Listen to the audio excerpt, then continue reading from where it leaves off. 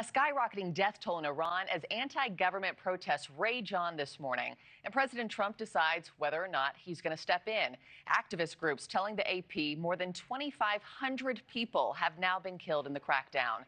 And despite warnings from the United States, Iran's judicial system is promising fast trials and executions for the thousands of protesters who have been arrested.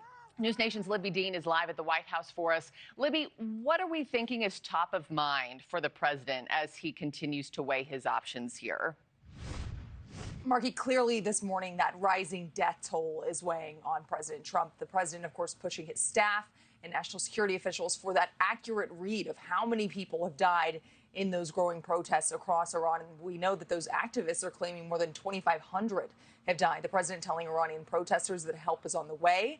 And he says he plans to deal with sending this stark warning to those killing them. And by the way, to all Iranian patriots, keep protesting, take over your institutions if possible, and save the name of the killers and the abusers that are abusing you, because they'll pay a very big price.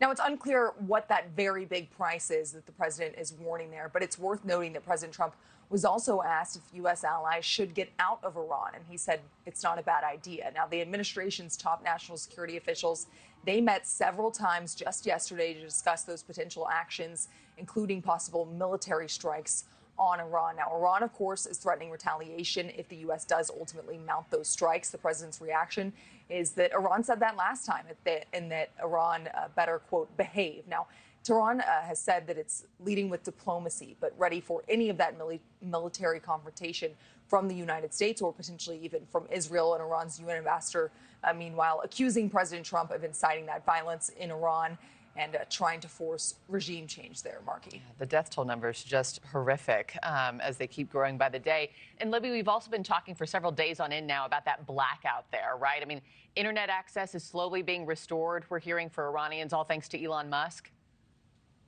Yeah, that internet access, of course, without it, it slows the flow of information, Markie. So it's certainly concerning. But this Bloomberg report says that Elon Musk's SpaceX is providing that free internet in Iran via Starlink satellites. And communications, as I said, have been really restricted for days throughout the country, including that internet blackout, though we do know some reports indicate some Iranians have actually been able to call outside the country in those recent days. But President Trump had said that he planned to ask Elon Musk for help to restore internet there.